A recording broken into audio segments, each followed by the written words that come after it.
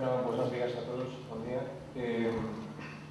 Bueno, yo voy a abundar un poco más en este tema que está saliendo varias veces en la sesión de hoy acerca de las relaciones, eventuales relaciones entre cine y pintura. Se ha hablado un poco de esa posible influencia en el cine de Las von Trier, en Mañana en la oscuridad. Bueno, se ha hablado también de Eric Rohmer. Javier habrá hablado del género biopic.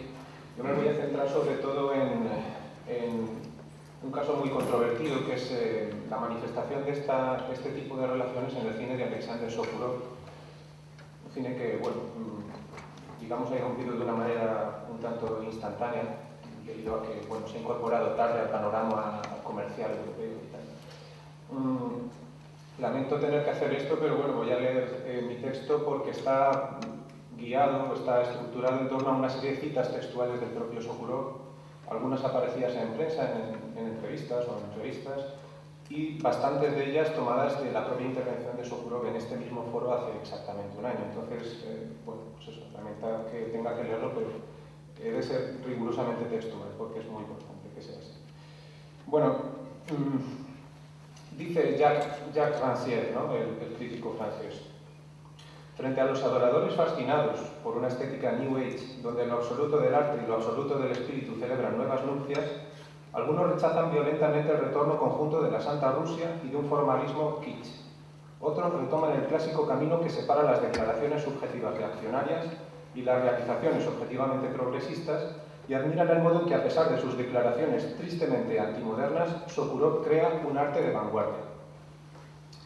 De este modo esquematiza el crítico francés las sensaciones encontradas de público y crítica, situados frente al doble reto de una obra fuertemente original y del discurso ideológico subyacente a ella.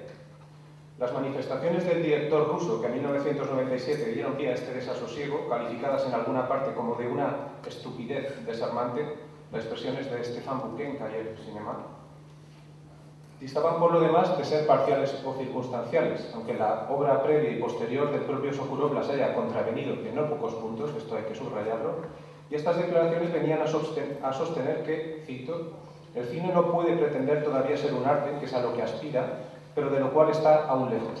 Algunos pueden fabular, inventar historias sobre su muerte. Yo considero, por el contrario, que no ha nacido aún.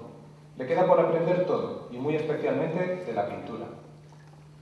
Transcurridos 8 años abundará aún más en este convencimiento, precisamente como decía en este mismo foro, al juzgar que si existe un arte fundamental de la perfección es la pintura, y que en consecuencia la primera señal del acercamiento de una obra cinematográfica al nivel del arte se produce si en la imagen hay una base, un indicio pictórico.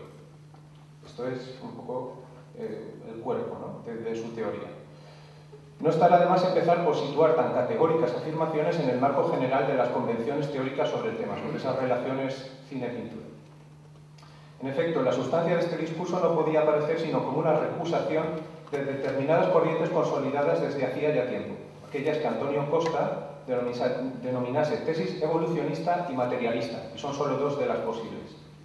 La primera de ellas, formulada por André Bazin en 1951, presentaría una argumentación tan llana como taxativa, según la cual la pintura se hallaría en el origen más o menos remoto del cine, ciertamente, pero habría sido trascendida por este último por el simple hecho de incorporar la movilidad y la dimensión temporal propias del referente real. La segunda tesis, esbozada por algunos teóricos franceses en los años 70, propugnaría la existencia de una mayor vecindad entre cine y pintura, de una identidad genética incluso, al arraigar ambas sobre un sustrato intencional común, constituido por la mímesis y el ansia de verismo, de verosimilitud. Así, mientras para Bazin la historia del cine marcharía paralela a la de su propia emancipación y a la de una suerte de redención de la realidad, para los defensores de la tesis materialista, dicha historia debiera considerarse, en sentido contrario, cito a Antonio Costa, como una historia de esclavitud, de una hipoteca sin posible rescate, dado que, siendo el cine la prolongación y el desarrollo de una técnica de representación que tiene su fundamento en la perspectiva, el medio no puede ser sino la prolongación de la misma ideología que estaba en su base.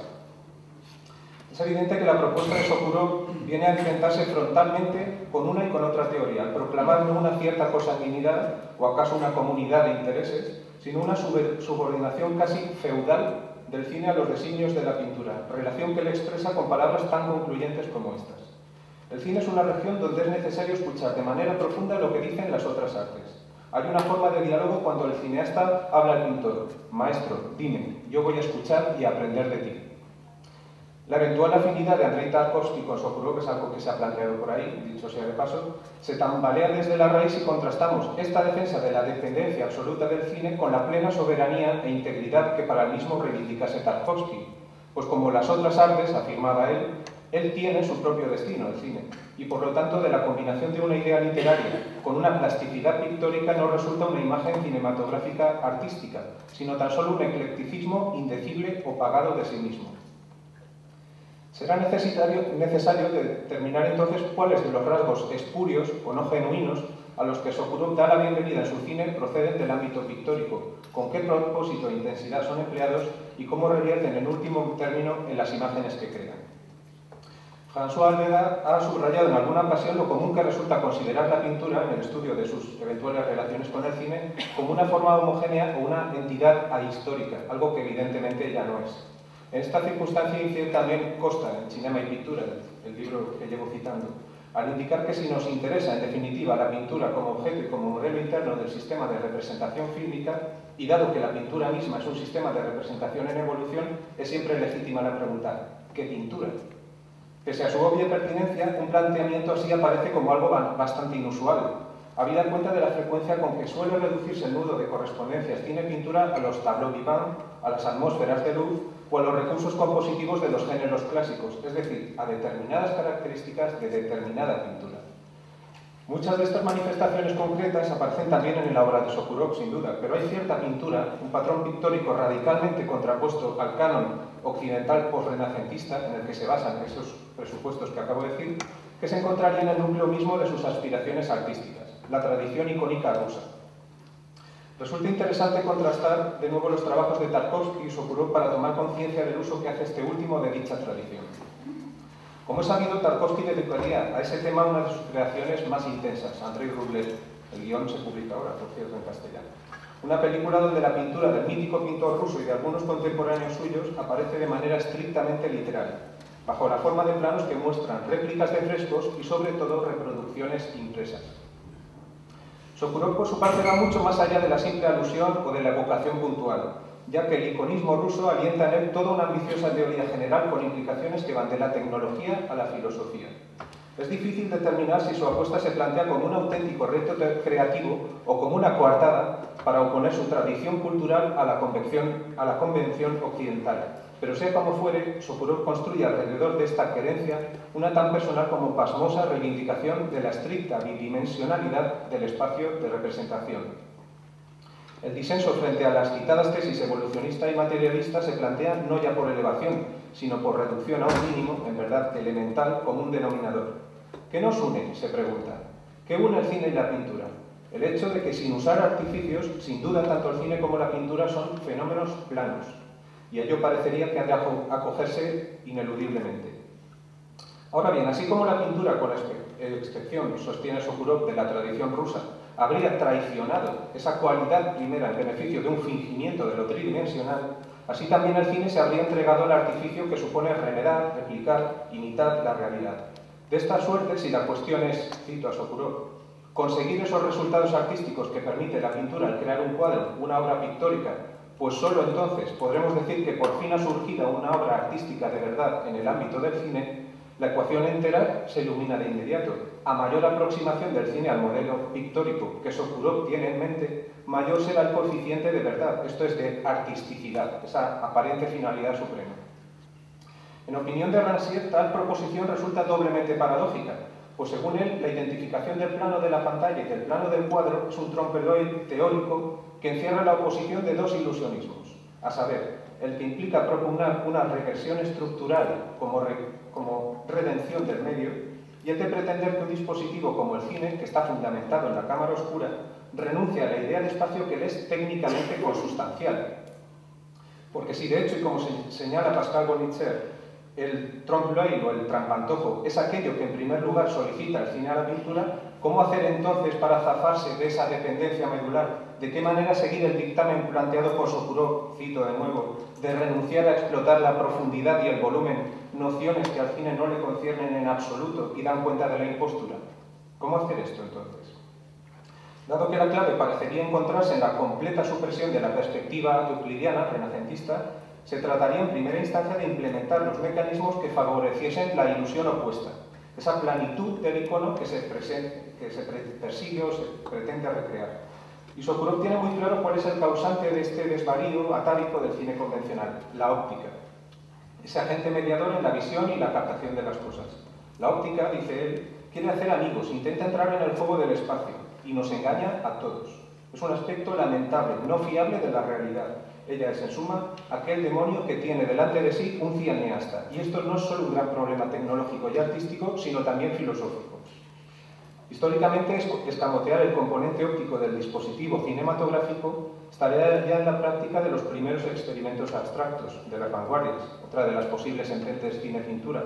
Pero aquello que Sokurov se propone no es prescindir de la realidad, sino, al igual que al pintor de iconos, partir de las tres direcciones espaciales y comprimirlas en dos. Esto es, crear la ilusión de un mundo ajeno a la volumetría, sin línea de fuga ni jerarquía escalar alguna, o como él mismo indica, una auténtica perspectiva inversa. De manera bastante intencionada, al emplear esa expresión concreta, está explicitando Sokurov la fuente de su doctrina, la perspectiva invertida, un texto de 1927 donde Pavel Florensky arremete contra la tradición representativa de la pintura occidental, que consideraba tan espectacular como falaz, engañosa, y le opone las virtudes discretas de ese espacio que nos expulsa como un mar de mercurio expulsaría nuestro cuerpo. La expresión es suya. Para conseguir ese efecto y romper con el carácter centrípeto de la perspectiva científica, con la esponjosidad del espacio y con los gradientes de profundidad que conlleva, son diversos y dispares los mecanismos que emplea Sokurov. Quizá el lugar donde hallar una mayor concentración de ellos sea su película Madre e Hijo, pues si existe una obra que responda punto por punto a estas teorías y las lleve hasta sus últimas consecuencias, es esta concisa y lineal narración de una fuerza plástica extraordinaria. Voy a abreviar mucho un poco los mecanismos que utiliza en esta película.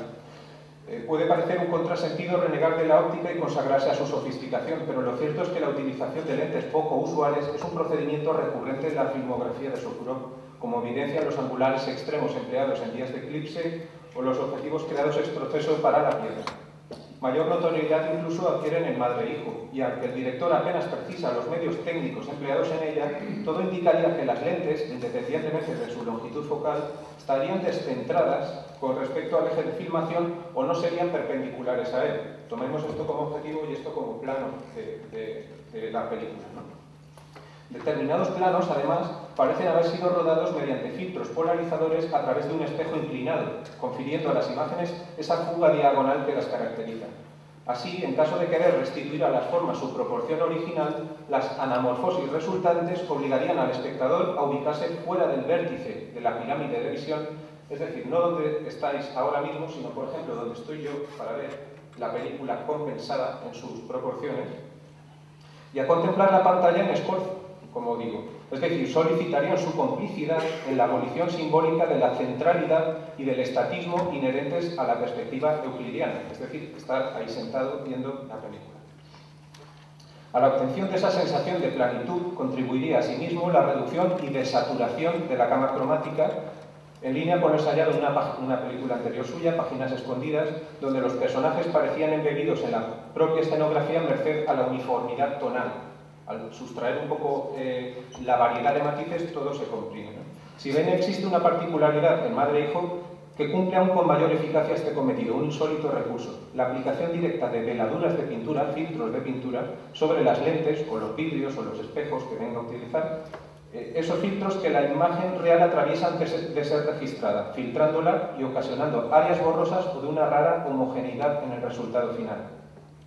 El variado tamaño y la desigual distribución de las mismas, unidas a una profundidad de campo ajustada a infinito, hacen que efectivamente el plano de representación se comprima sobremanera, de modo que una arboleda lejana pueda parecer contigua al primer término y que a la inversa, un detalle cercano enlace de forma ilusoria con el horizonte, al hallarse ambos recubiertos por una misma mancha o borrón.